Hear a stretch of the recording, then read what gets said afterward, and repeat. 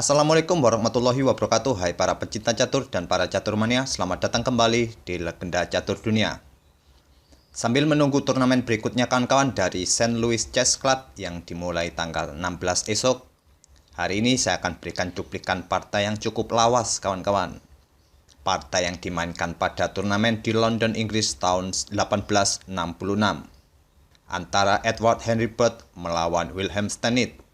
Mungkin kawan-kawan banyak yang sudah tahu siapa Henry Bird. Edward Henry Bird adalah kreator dari pembukaan Bird Opening dengan pion F4-nya. Sedangkan Wilhelm Steinitz adalah juara dunia yang pertama.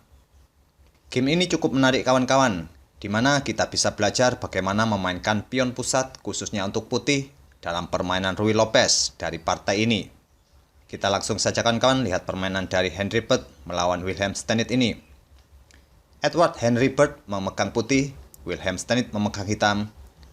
Henry Bird memulai permainan dengan pion E4, dibalas Wilhelm Steinitz pion E5, kuda F3, kuda C6, dan gajah B5.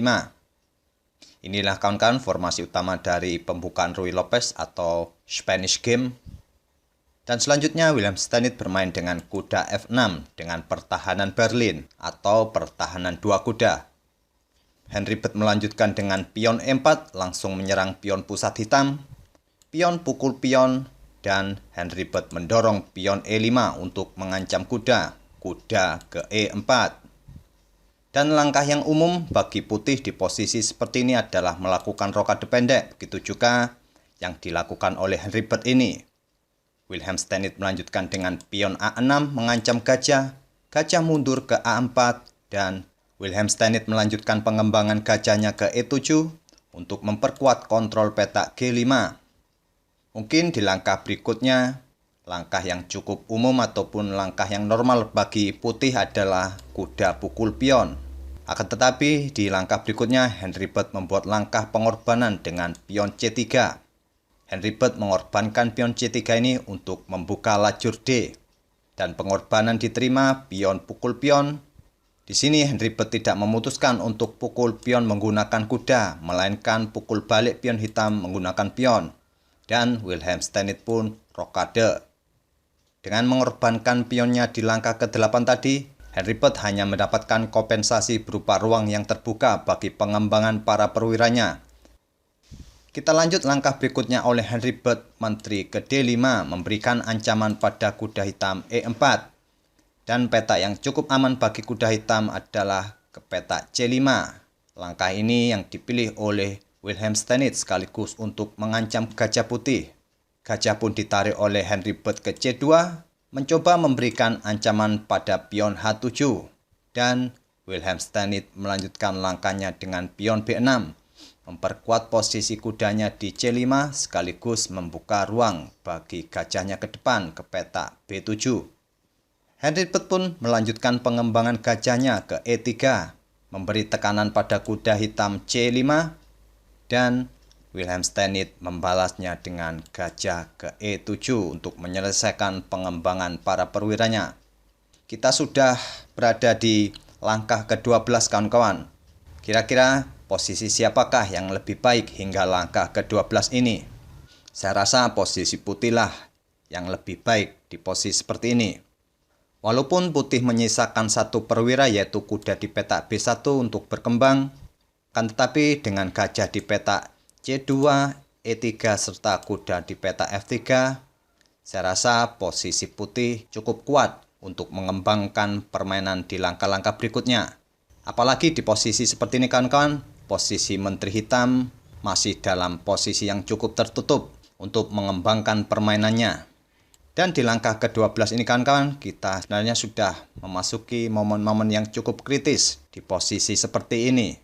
Dan kira-kira langkah apa yang harus diperbuat oleh putih di posisi seperti ini? Di posisi seperti ini, Henry Bird melanjutkan langkahnya dengan gajah pukul kuda, gajah pukul gajah, dan kembali Henry Bird membuat pengorbanan pion dengan pion E6. Dan pengorbanan diterima oleh Steinitz. Steinitz memukulnya dengan pion D. Henry Bird melanjutkan pengorbanannya, kali ini gajah pukul pion H7 skat. Kembali pengorbanan diterima, raja pukul gajah. Henry Bird melanjutkan tekanannya dengan Menteri ke H5 skak, Raja ke G8, Kuda ke G5, memberikan ancaman skak emat di langkah berikutnya di petak H7. Stanley mengantisipasinya dengan beteng ke E8, memberikan ruang bagi rajanya bergeser ke petak F7 di langkah berikutnya.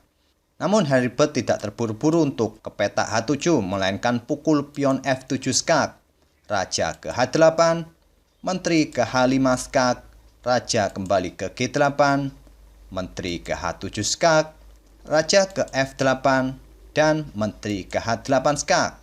Raja hanya bisa ke petak E7, dan diakhiri oleh Henry Bird, Menteri pukul pion skak. Di sini, Wilhelm Steinitz menyerah.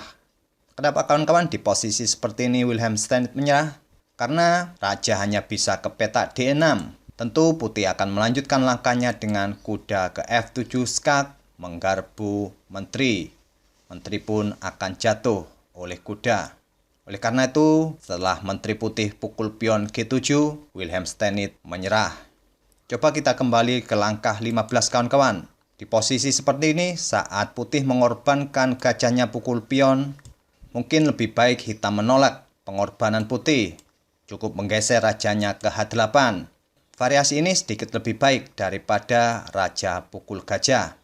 Walaupun di langkah berikutnya Putih akan tetap menggeser menterinya ke H5, beteng hitam bisa bergeser ke E8 dan pastinya Putih akan membuat open skak dengan gajah ke G6, Raja bergeser ke G8, gajah pukul pion G7 skak, Raja ke F8.